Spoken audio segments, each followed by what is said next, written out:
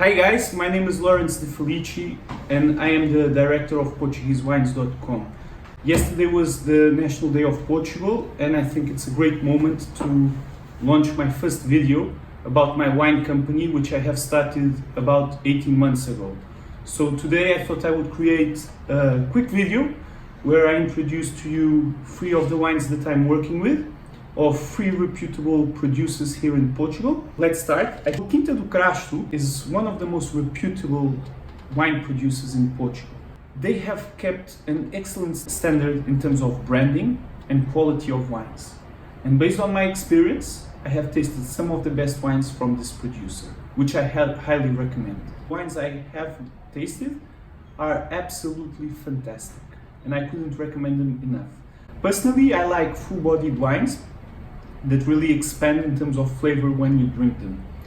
Not too complex, and preferably from only one grape variety. However, I have tasted some fusions which are absolutely magnificent. This particular bottle is from 2016 and it's a superior version, and as the label shows, it has been matured in oak. I will then zoom the bottle so you guys can have a look at the bottle.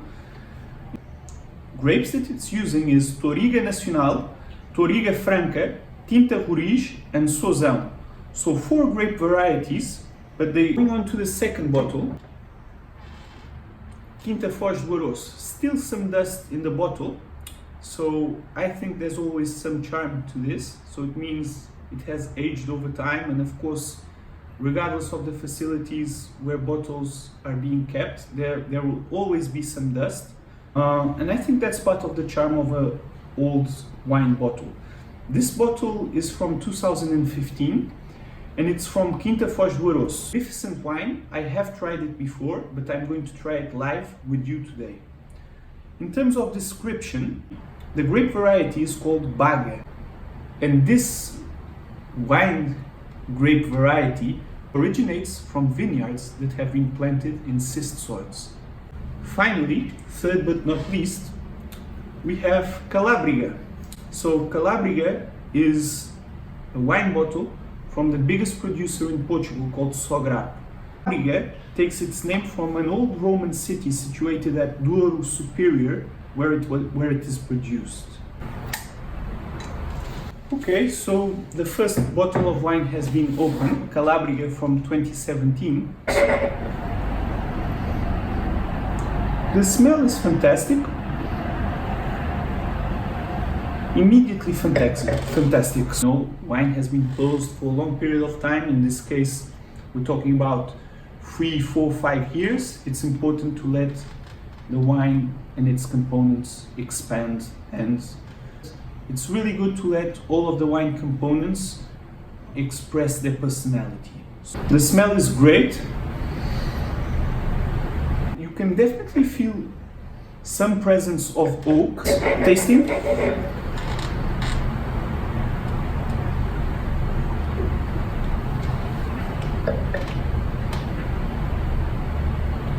Definitely an excellent quality wine and very pleasant to the mouth. We are going to let it breathe, and I'm going to open the second bottle of wine. So Quinta do Crasto Superior 2016, 4 national grape varieties. It's sourced from the best grape selection from Quinta do Crasto property located in the Douro Superior. Matured in French oak wines for 12 months. So another magnificent bottle. We are going to open it.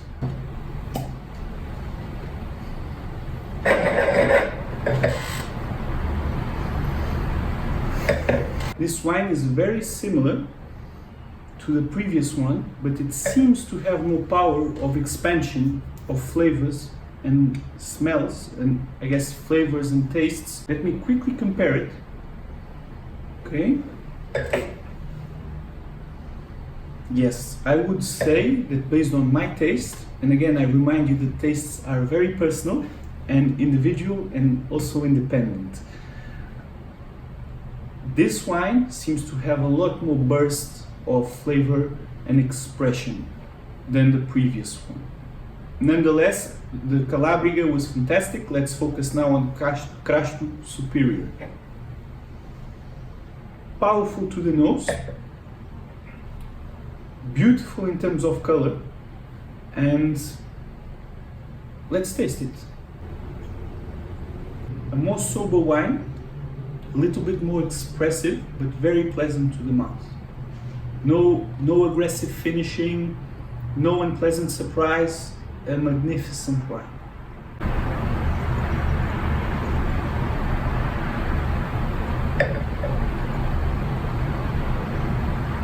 Wow.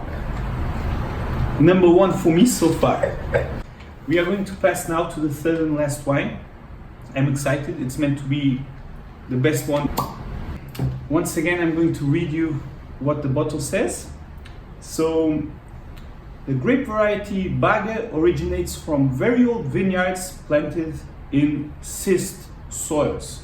I think, given the uniqueness of the conditions that Portugal gathers, its wines are unique just for that fact alone. Let's taste this wine and let's see what we think about it. I'll start by briefly smelling it. Clearly oaky, oaky presence. However, they say new barrels. We don't know if they are oak barrels, but for sure there's a woody presence in this wine. Let's pour it.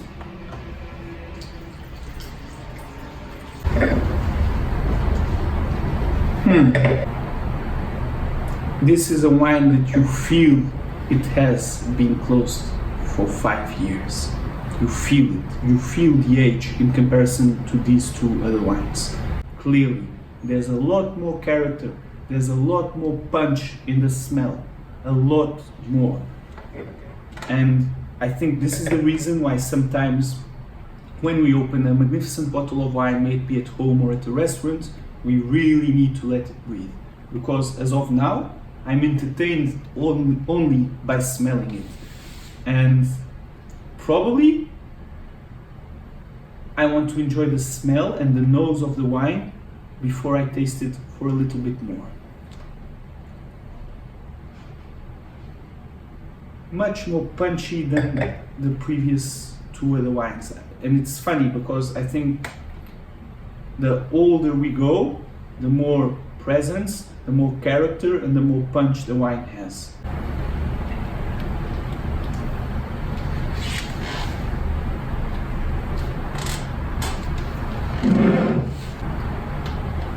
This is a magnificent wine, not so full-bodied as Quinta do Crasto or even Calabriga, at least as of now. Maybe with a couple of hours we will feel a bit more that expansion. We feel the punch in the smell, but not that expansion in the mouth.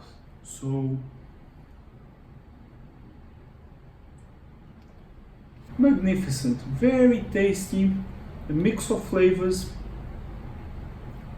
For sure you understand this one is a special wine. You understand why the price tag is higher than the other ones. It's full of detail in its flavors. It has a lot of detail.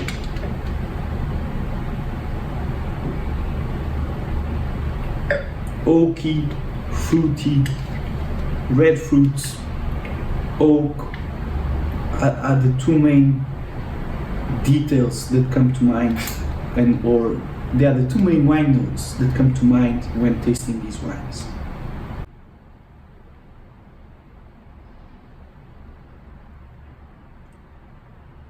Okay, wow. And finally, I want to give you my final verdict.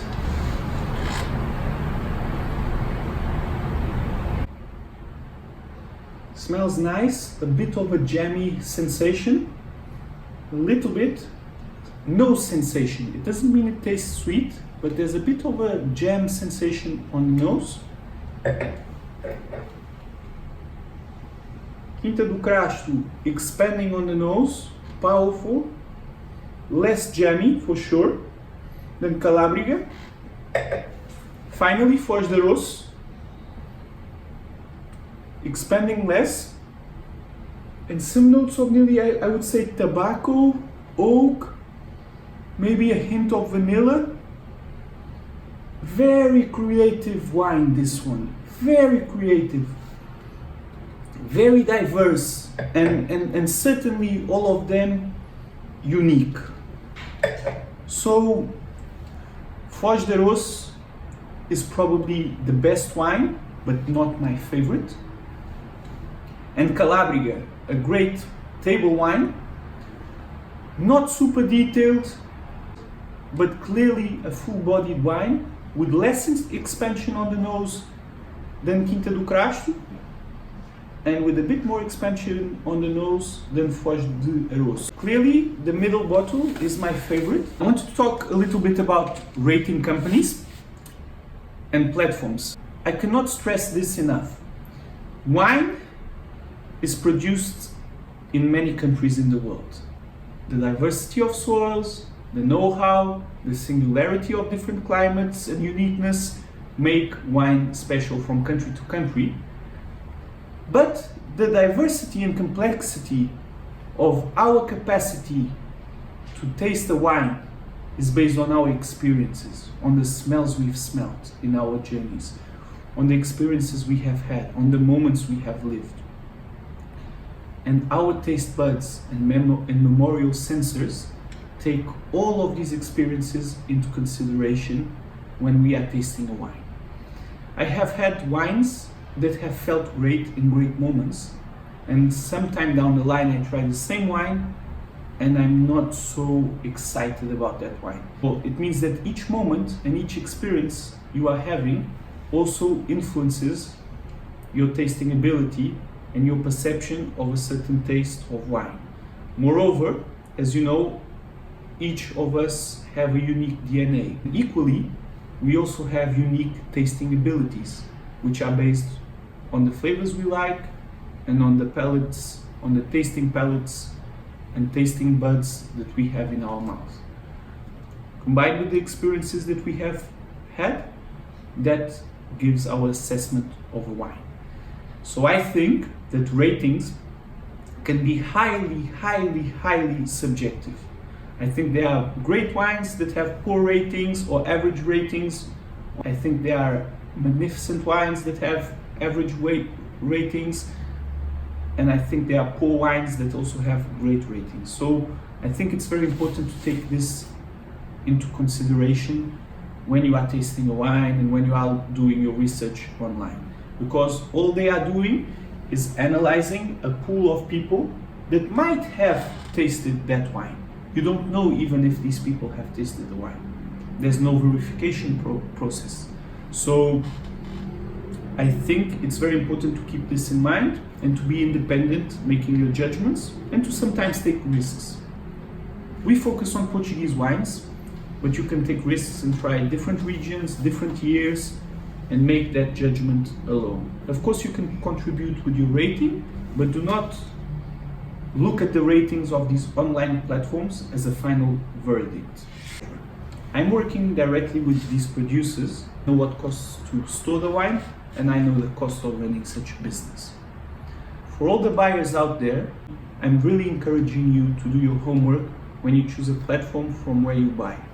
Because there is a cost of storage, and storing wine in the correct conditions will be the difference between receiving a bottle in excellent condition in your home or perhaps investing in an expensive bottle and the wine arriving in poor condition or even spoiled. Understand that taking quality wines into different markets costs money. Logistics costs money. And there's a price to that. There's a price to being in the US or in Brazil or in Russia and wanting to receive a great quality wine at your door. At this stage, we are launching the business, and it's very important that we gain customers that have our trust and confidence. However, we need you to understand that the proper handling of wine and storage of wine and transportation of wine are a cost, which we have to take into consideration in our books to ensure that this wine is kept under the highest standards and it's delivered to you in the best condition. We don't accept anything below best. With this being said, I would like to thank you for your time. I hope you have enjoyed.